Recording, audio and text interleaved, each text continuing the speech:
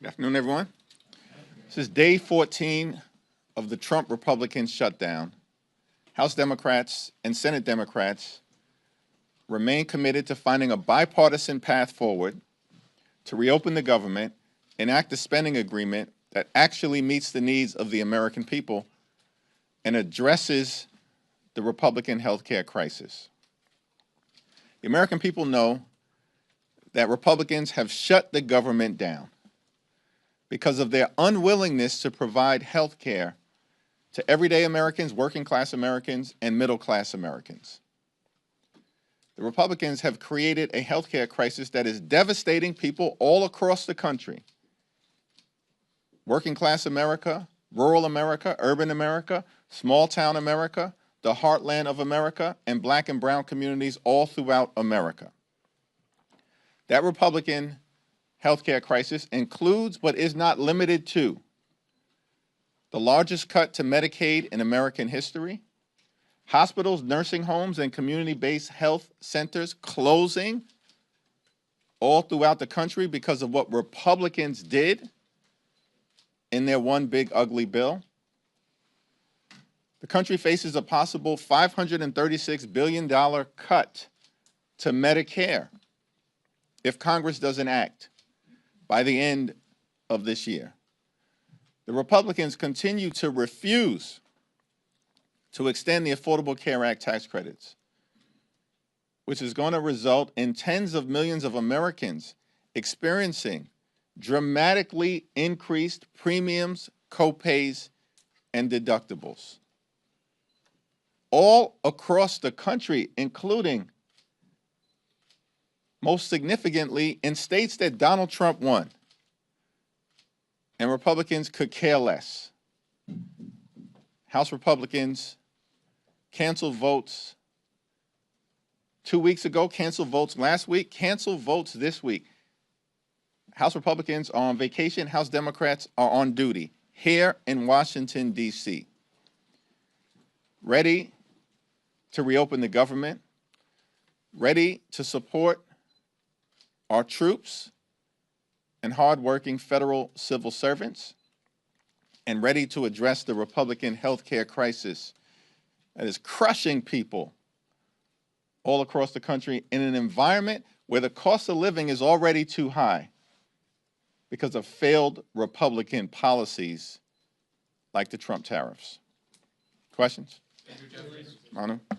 The government shutdown's going to get worse each and every single day for so many Americans, and we've already seen the standoff persist for some time. Republicans have rejected the Democratic CR with all of your demands there. So why not come up with a new approach, put a new offer on the table to try to jumpstart something rather than dig into your position?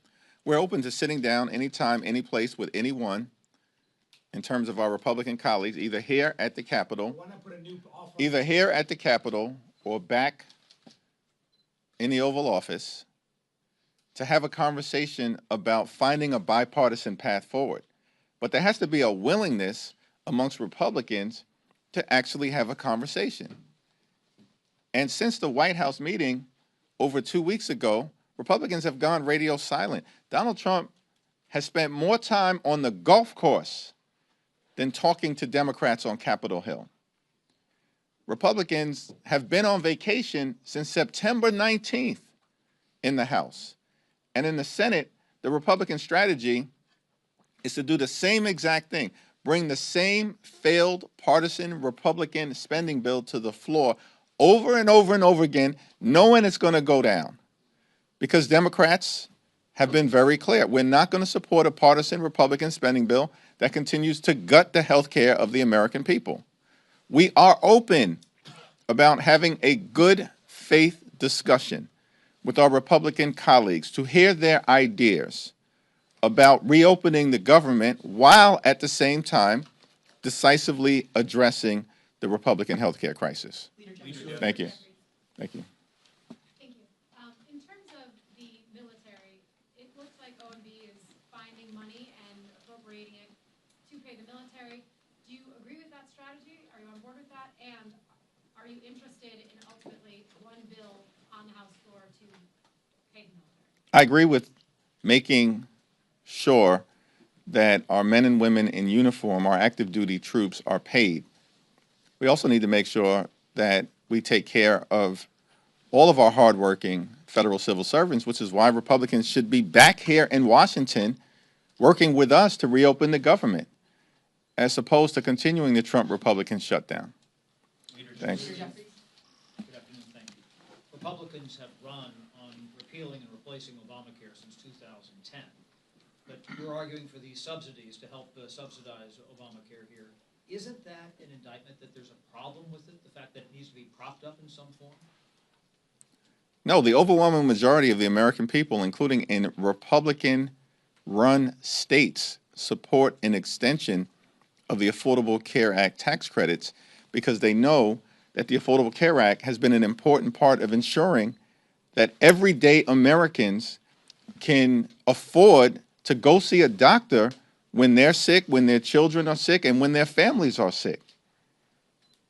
And from our standpoint, it's strange that Republicans want to make this a partisan fight. This is not a partisan fight as far as Democrats are concerned. This is about the American people and ensuring that the American people can afford high-quality health care when they need it, including in red states.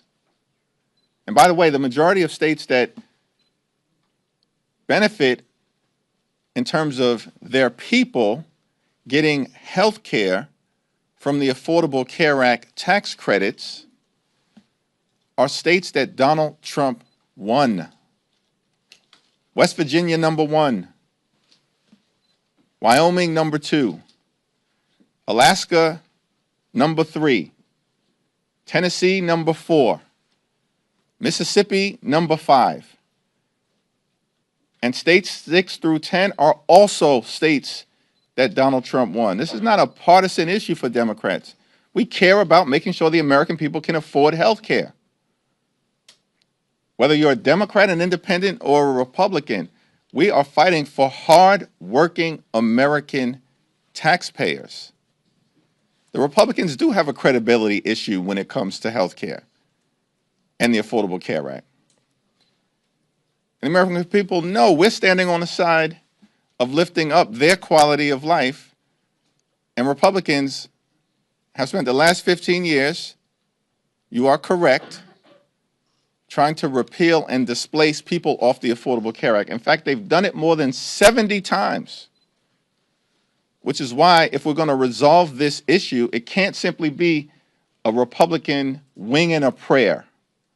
We actually need legislative action that extends the Affordable Care Act tax credits. And by the way, also addresses other aspects of the Republican healthcare crisis that is crushing the American people. Thanks. Third row, thanks. The judiciary can only continue its full paid operations through Friday. Do you have any concerns about what will happen with that, criminal and civil cases? We remain completely and totally concerned by all of the aspects of the Trump Republican shutdown, which is why we need them to abandon their failed my way or the highway approach, their take it or leave it approach, and the Republican go it alone approach. Because if Democratic votes are needed to reopen the government, which is the case, then this has to be a bipartisan discussion to find a bipartisan resolution to reopen the government and address the Republican healthcare crisis. We are very concerned with all of the implications of this Trump Republican shutdown and how the American people are being hurt. It doesn't seem to me that Republicans are concerned because they remain on vacation and have now canceled votes for the 3rd consecutive week. That's outrageous. Democrats from all across the country will be here in person, meeting in just a few hours and throughout the week because we want to reopen the government. And the question has to be asked, why in the world are House Republicans still on vacation, spread out across the country and the world? It's perplexing. It's shocking. I'm flummoxed by the whole situation. It makes no sense. They're reinforcing the narrative that they could care less about the quality of life of the American people. Leader Jeffries. Thanks. Mr. Leader, want to ask you about November 1st, which is when open enrollment begins. As you know, and some rates are already being set. There's some who think that's a date by which, at this point, the leverage of the shutdown may not matter as much because the ACA subsidies will be in motion in terms of the rates. How do you feel about that idea? Well, our view has always been that we have to address the Republican healthcare crisis and the need to extend the Affordable Care Act tax credits with the fierce urgency of now, because at this moment in time, notices are going out to people all across the country indicating that their premiums, copays, and deductibles are about to skyrocket. People are about to pay thousands of dollars more per year. And for many hardworking American taxpayers, you're talking about their health insurance rates doubling, tripling, or quadrupling. In the congressional district that Speaker Johnson represents, you're talking about thousands of people in his district who are about to experience a 379% premium increase. How is that acceptable? That's happening right now. One of the reasons why we have to act right now is because of the November 1st open enrollment period. That's just the beginning of the open enrollment period. It'll last until early to mid-December. And so Republicans can try to run away from this problem that they've created by continuing to break our healthcare system, but they will not be able to hide. And that will become increasingly clear, as Marjorie Taylor Greene consistently has pointed out, in the weeks to come. Leader Jeffries. Thanks. You got it. Yep. Michael? You mentioned several times that you believe Republicans have a House majority due to the North Carolina gerrymander. They announced yesterday that they're going to try to draw Don Davis out of his seat. I want to get your reactions to that. And also, do you believe that Proposition 50 in California is enough to offset everything that Republicans are doing to try to redraw the map ahead of next year? And also, the Supreme Court is hearing the Louisiana redistricting case tomorrow. So I just want to get your thoughts on North Carolina, Prop 50, and the Supreme Court arguments tomorrow. Well, the Supreme Court case tomorrow is going to be incredibly important, and we stand behind the civil rights community in defending the opportunity for people of every race to have an opportunity to elect the candidate or member of Congress of their choice, and to push back against the efforts by some in this country on the other side of the aisle to engage in partisan race-based gerrymandering to undermine the ability of Black, brown, or Asian communities in the country to be able to select their representative, as opposed to having extremists draw lines so that their representative can be effectively selected for them.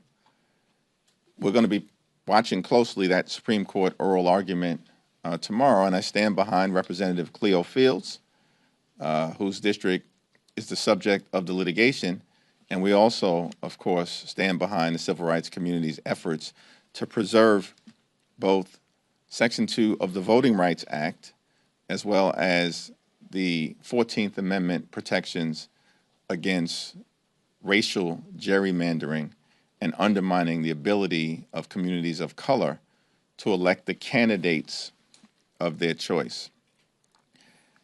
We're going to win Prop 50 in California, and I'm thankful for the tremendous leadership of the California congressional delegation, the people of California, Governor Newsom, and the coalition of folks who have come behind the effort to push back against what Republicans have maliciously done in Texas in trying to rip 5 seats away from Democrats as part of their effort to gerrymander the maps and rig the midterm elections. We are not going to let Republicans successfully rig the midterm elections. California is just the first Democratic state to respond. It will not be the last. We've got to win Prop 50. We will. And we're making the point simply as we communicate with the people of California, yes, on Prop 50 to stop Trump from stealing the election. And the Republicans know they're on the verge of losing Prop 50. That is just the beginning of the Democratic response.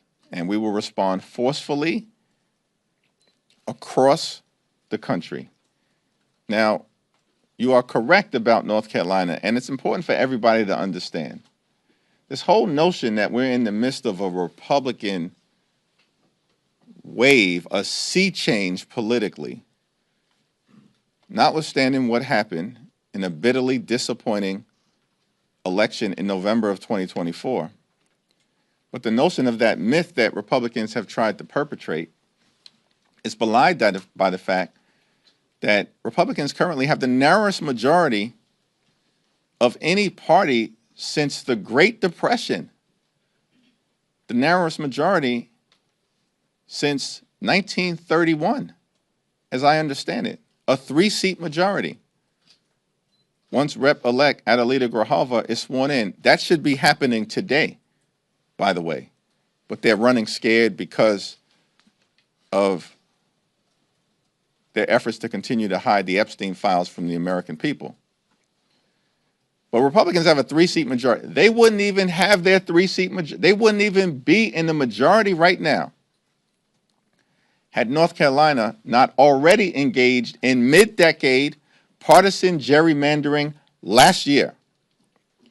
Because we know North Carolina is a 50-50 state, has a Democratic governor, Democratic lieutenant governor, Democratic attorney general, Democrat just won a close state Supreme Court race, all on the same day that Donald Trump narrowly won in November of 2024. And in North Carolina, before they engaged in vicious mid-decade gerrymandering to affect this Congress, in this 50-50 state, the North Carolina delegation, 14 members, was 7 Democrats and 7 Republicans. They then ripped 3 seats away from the people of North Carolina last year. And on January 3rd of this year, changed the delegation to 10 Republicans and 4 Democrats. That's their majority right now. They didn't even legitimately win in an election where everything at the top of the ticket was breaking for them. And they had to rely on stealing 3 seats from the people of North Carolina to artificially create their majority right now. This is why you can't take these people seriously in terms of any policy high ground in the House that they may claim to have. It's non-existent. So the question then becomes, they've already gerrymandered the map in North Carolina. And because Donald Trump, their boss, ordered them to go back and try to create an additional seat, this is what they're going to try to do. We're going to make sure that Representative Don Davis is reelected in North Carolina, and Democrats are going to take back control of the House of Representatives. Leader Jeffries. Thank you. Mr. Leader, are you aware of any plans to try to pay federal law enforcement? And in particular, do you think something should be done to help U.S. Capitol Police? I know their union just put out a statement. They haven't gotten police since Friday.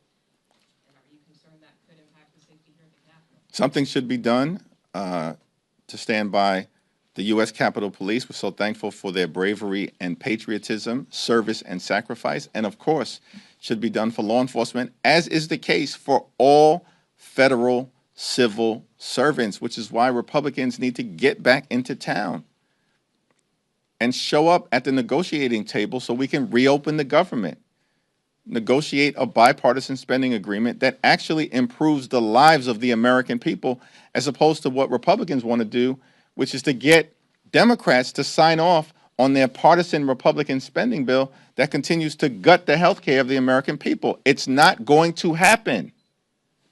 We need to address the Republican health care crisis.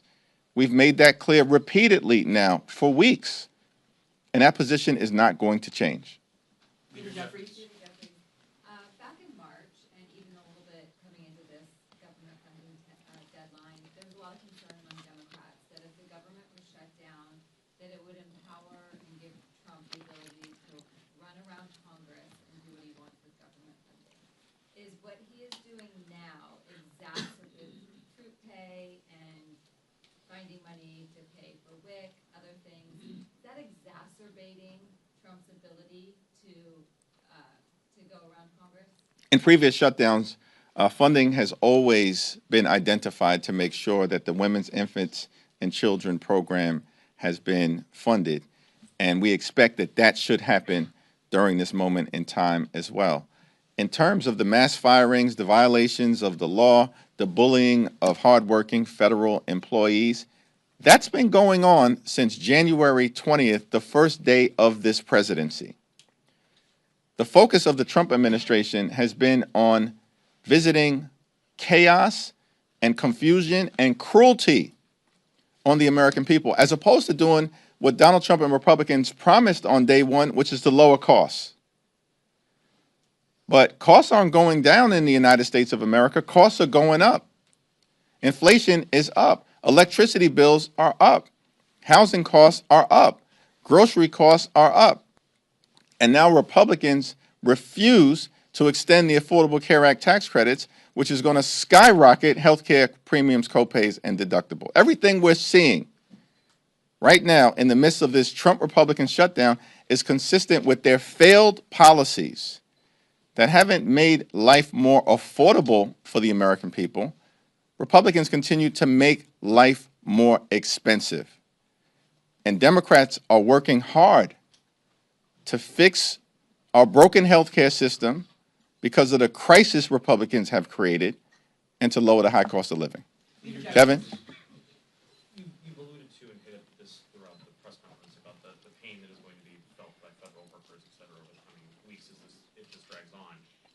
Which pain is you're navigating the path forward here is greater in your view? Is it the pain that is going to be felt by federal workers and people that depend on the federal government for services? Or is it the prospect of skyrocketing insurance premiums? And is there a point where the shutdown pain becomes too great that it's not tolerable anymore for Democrats to hold this position? The pain of a government shutdown is being felt by all Americans, and it's unfortunate that Donald Trump and Republicans have decided to shut the government down and then not to do a damn thing to find a bipartisan path forward. Not a thing over the last 2 weeks. I mean, Donald Trump literally has spent more time on the golf course than talking to Democrats. He spent more time creating deepfake videos than talking to Democrats. House Republicans have chosen to cancel votes now for 3 consecutive weeks. This is their behavior. These are facts. No one disputes these things. And as Democrats, Leader Schumer and Senate Democrats who courageously continue to hold the line, partnering with House Democrats, have made clear, we will sit down with anyone, anytime, any place to reopen the government and find a bipartisan path forward. But at the same time, we have to address the healthcare crisis that is breaking hardworking American taxpayers throughout the country. And the American people know it. This is not a manufactured healthcare crisis. It's real. And it's been visited upon the American people by Donald Trump and the Republican Party. Thank you. The President and the White House have confirmed now 4,000 firings across the federal government. As Kevin noted, that's something that Democrats previously said they were concerned about. If there was a government shutdown, the President would go through with this. Is there a way that Democrats' strategy here has opened the door for the President to go about these firings? Donald Trump and his administration have been engaging in mass firings since day one of his presidency. For the Republicans, cruelty is the point. And the fact that they are celebrating, meaning the extremists, the extreme MAGA Republicans, the fact that they're celebrating firing hardworking federal employees doesn't strengthen their position with the American people. It weakens it because the American people don't accept that kind of cruel and callous behavior and know that any responsible group of people would actually be standing up to support our hardworking federal employees. and trying to actually find a bipartisan path forward to reopening the government, which is what Republicans refuse to do. In the face of a growing healthcare crisis, open enrollment on November 1st, premiums, copays, and deductibles about to skyrocket, and the fact that Republicans have already enacted the largest cut to Medicaid in American history as part of their one big ugly bill so they could reward their billionaire donors with permanent tax breaks. Well, at the same period of time, refuse to consider a multi-year extension of the Affordable Care Act or a permanent extension of the Affordable Care Act tax credits. Democrats are fighting for everyday Americans. Cancel the cuts, lower the costs, save health care. Thank you, everyone. Thank you. Yankees collapsed. They're gonna riff Aaron Boone? Party shot. Chad, not cool, man. Even I didn't like it.